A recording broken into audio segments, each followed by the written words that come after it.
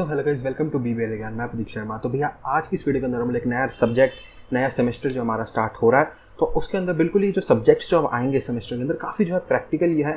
देखो ये तुम्हारा बेस ही बना पाएंगे, इससे ज़्यादा कुछ नहीं कर पाएंगे। तुम्हें जो है प्रैक्टिकल एक्सपीरियंस जो है वो कोर्ट में जाकर ही लेना पड़ेगा। हाँ, लेकिन यहाँ पर जो तुम्हारा कुछ बेस जो है वो ज़रूर से क्रिएट हो जाएगा। तो सब्जेक्ट का नाम जो है वो है legal ethics and court craft, जो आज हम इस वीडियो के अंदर डिस्कस करने वाले हैं।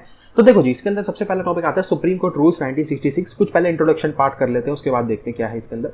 देखो, on 26 January 1950 India becomes sovereign democratic Republic when it एनफोर्सेस a constitution. तो बड़ा आसान हो गया, 26 जनवरी 1950 में जब कॉन्स्टिट्यूशन एनफोर्स हुआ तो इंडिया जो है सोवरन डेमोक्रेटिक रिपब्लिक हो गया था। अब 2 डेज लेटर, मतलब कि 26 की बात हो रही थी, अब 28 हो गई। एक जगह इन सब चीज़ों को जो है तुम लोग नोट करते जाओ। तो 28 January 1950 Supreme Court of India was inaugurated, but the rules and procedure as applicable to the federal court were continued. तो बड़ा आसान हो गया। तो जो पहले फेडरल कोर्ट के जो रूल्स और प्रैक्टिस चलती आ रही थी, वही जो हमारे सुप्रीम कोर्ट के ऊपर जो इनॉग्रेटेड हुई थी 28 जनवरी 1950 को, उसी में फिलहाल उसी को कंटिन्यू करने दिया हमने, क्योंकि अभी हमें पता नहीं था किस तरीके से इसको इंप्लीमेंट करना, कैसे जो है चेंजेस रहेंगे।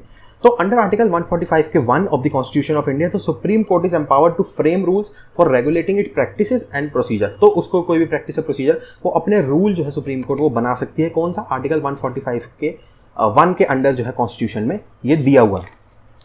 तो चलो जी, यहाँ तक तो बात बढ़िया थी हमारी।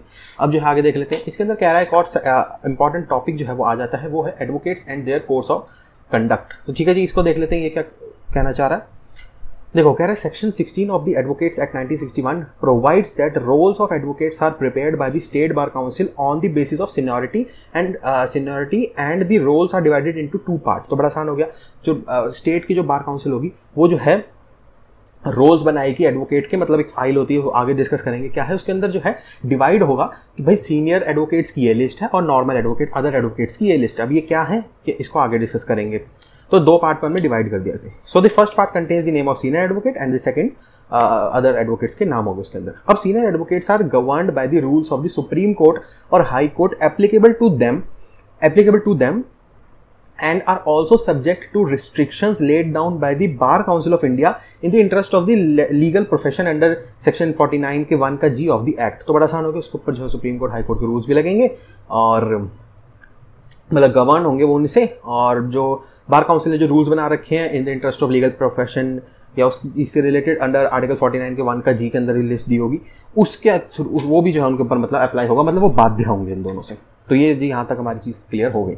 अब जो हम इसको देख लेते हैं डिटेल में कि और क्या है इसके अंदर। सीनियर एडवोकेट कह रहा है senior advocates are the advocates who are designated as senior advocate by the supreme Court of India. बड़ा आसान हो गया। सीनियर एडवोकेट नाम में इसकी डेफिनेशन छुपी है, जो सुप्रीम कोर्ट ऑफ इंडिया से डेजिग्नेट होते हैं ये। The chief justice and the judges may, with the consent of the advocate, designate an advocate as senior advocate if their opinion by virtue of the ability standing at the bar or special knowledge or experience in law, the said advocate is deserving such designation।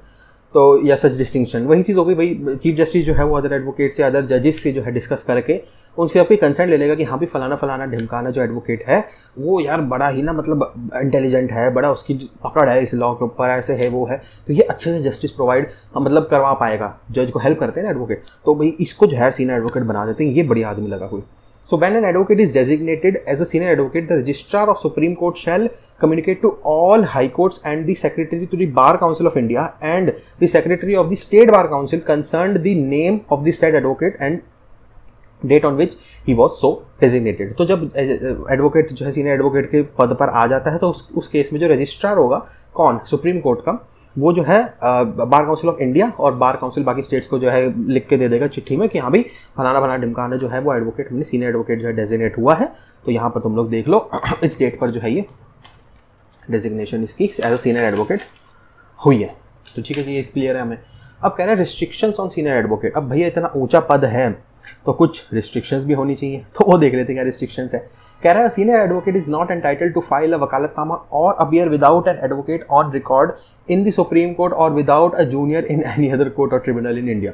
तो senior advocate जो है खुद से ही जो है वकालतनामा नहीं कर सकता फाइल, या फिर किसी और एडवोकेट के सहायता से जो है वो केस में नहीं आ सकता, या फिर जो छोटी कोर्ट हो, सुप्रीम कोर्ट की बात थी है, जो छोटी कोर्ट होगी उसमें कोई जूनियर है किसी को उसको पकड़ना पड़ेगा, उसी के थ्रू जो है वो किसी ट्रिब्यूनल या कोर्ट के अंदर जा सकता है। तो वकालतनामा क्या होता है? Document empowering a lawyer to act for on behalf of his client.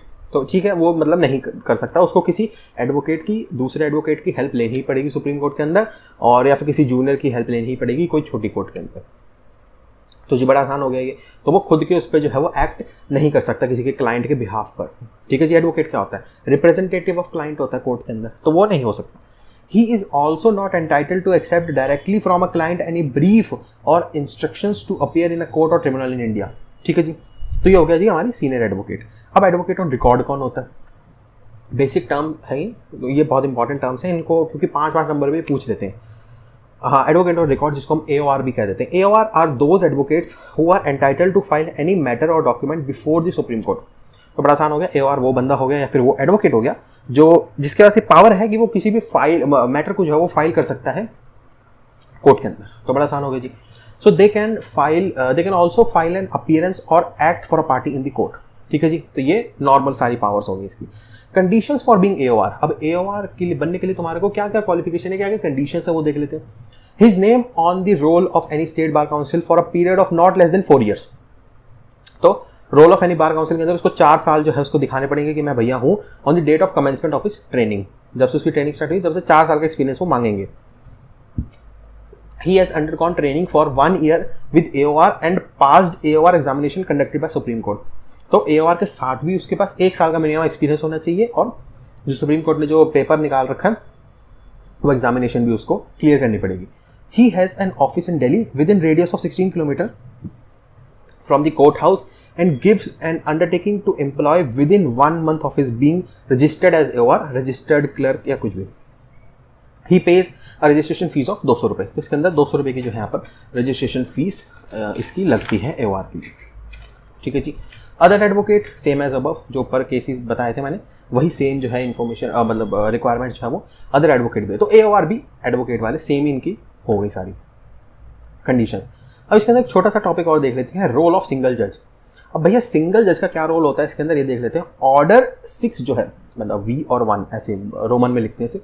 Rule 1, Order 6, Rule 1 of Supreme Court Rules 2013 states that every cause, appeal or matter shall be heard by a bench consisting of not less than 2 judges nominated by Chief Justice।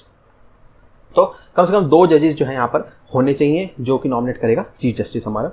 Similarly Order 2, Rule 6 of the Supreme Court Rules 2013 states that the Chief Justice may appoint 1 or more judges to hear during summer vacation और winter holidays और matters of an urgent nature. तो urgent cases के अंदर जो है हमारा यही chief justice जो है वो कर सकता है अपॉइंट। ठीक है जी, एक या एक से ज़्यादा जजेस को। तो बड़ा आसान हो गया जी। अब एक छोटे से टॉपिक और देख लेते हैं, पावर्स ऑफ सिंगल जज जो है order 5 rule 2 supreme court rules 2013 का। तो ऑर्डर 5 मतलब V और rule 2 supreme court rules 2013।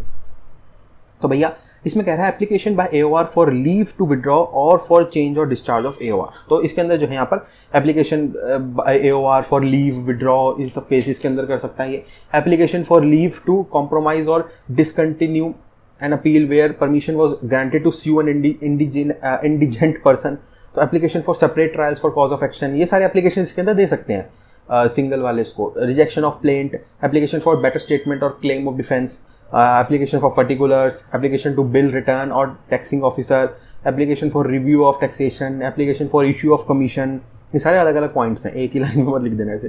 Consent application in interlocutory matters, office report on default, सारे कुछ मैटर्स हैं जिसमें ये डील कर सकता है।